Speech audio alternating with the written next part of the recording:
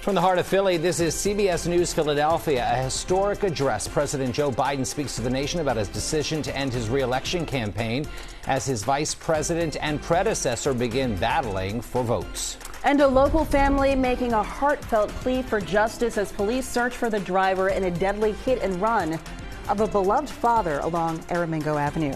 And we're not out of the woods just yet when it comes to rain. Kate is tracking what you can expect from the weather today. Good morning, everyone. Welcome to the news at 7, streaming on CBS News Philadelphia and on Philly 57. I'm Jim Donovan. And I'm Janelle Burrell. Thanks for waking up with us, everybody. We're going to start with that next weather forecast.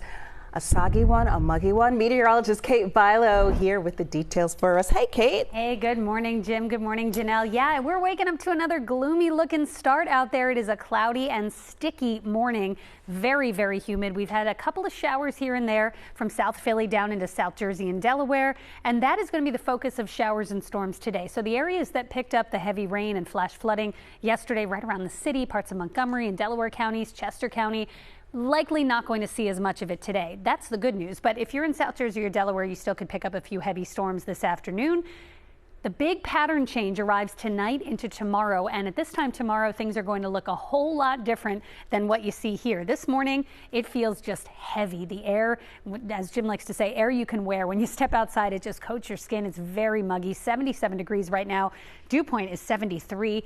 Very high humidity. Winds are out of the west at 7 miles an hour, and we've got the back edge of our cold front just starting to make its way towards State College. But out ahead of it, we're still pulling in this moisture from the south and west, and a few light showers, at least, over Delaware and South Jersey this morning. The front progresses through as the day goes on, so after this morning batch of showers moves out, another round is possible later this afternoon. So 11 o'clock, showers are out off the shore, basically. We've got a couple of spotty shower chances north and west of the city, very, very isolated. But you can see as we get into the afternoon with the heating of the day and the cold front nearby, a better chance for just a few thunderstorms, mainly over South Jersey and Delaware. And some of these can be, once again, heavy rain producers.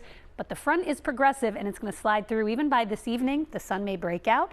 And by tomorrow morning, tomorrow at this time, we're going to be talking about low humidity, lots of sunshine, and much more comfortable conditions. I'll have more on that coming up. Chandler, I'll send it over to you. Thank you, Kate. Well, we're keeping our eyes on the Tacony-Palmyra Bridge. This is for an opening for a ship making its way southbound that previously opened the Burlington-Bristol.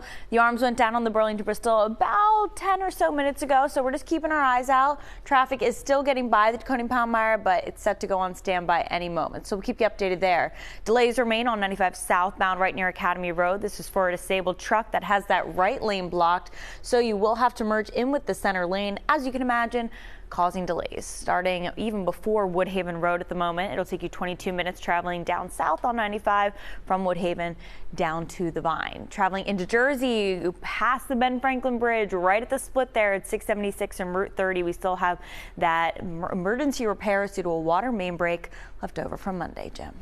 Thank you, Chandler. A local family is looking for answers after their loved one was killed in a hit and run in Philadelphia. And police say they are still searching for the driver who took off after that crash over the weekend. CBS News Philadelphia's Waukesha Bailey live in our newsroom with more on the story and how that family is remembering him. Good morning, Waukesha. Good morning, Janelle, Jim. So the family of Christian Miranda is devastated that their loved one's life was cut short. They are hoping someone will speak up so they can have closure.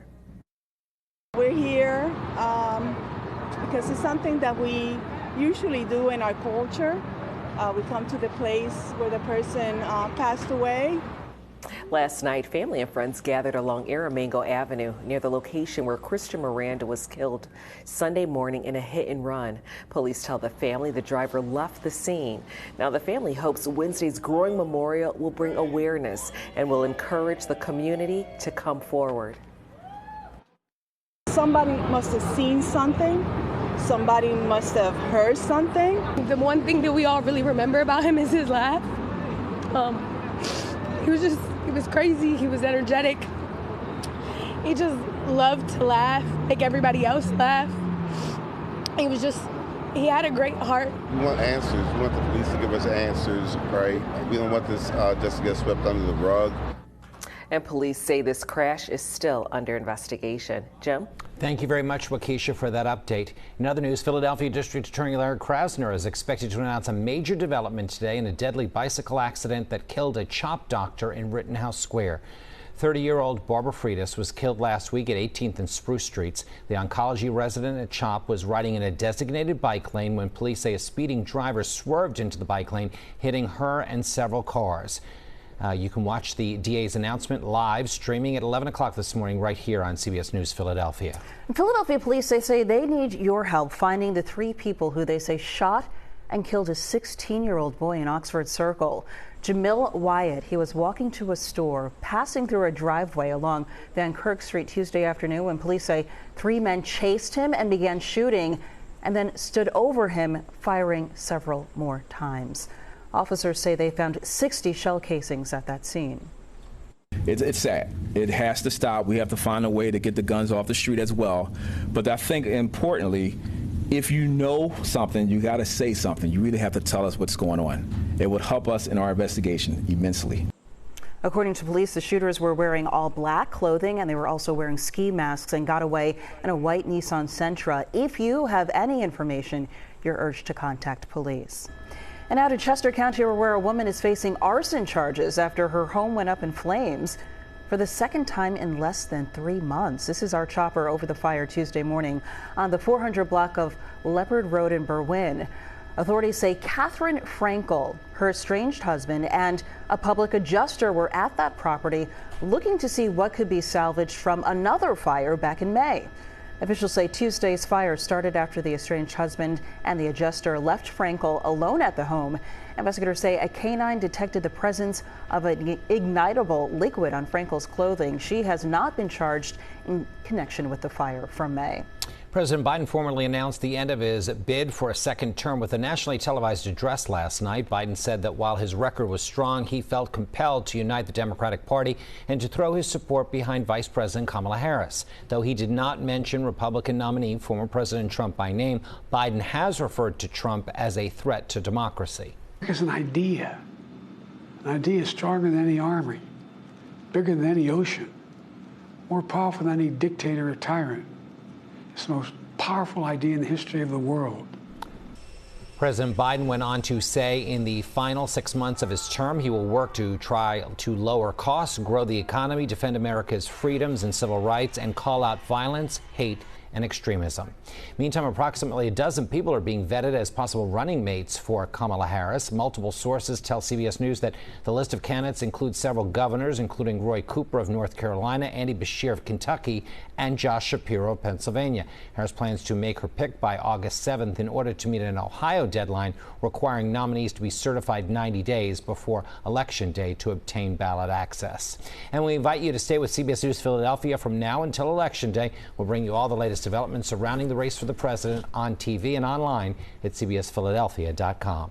House lawmakers voting to create a task force to investigate the security lapses surrounding the attempted assassination of former President Trump. The House overwhelmingly passing that legislation last night. The resolution requires the task force to submit a final report of its findings no later than December 13th. The resolution establishing the task force was introduced by Representative Mike Kelly of Pennsylvania, whose district includes Butler County, where the Trump rally was held.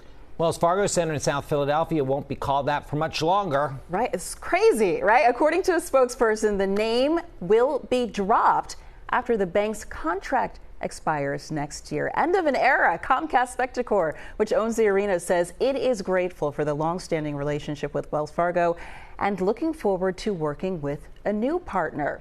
That new partner and the new name of the arena has not yet been announced.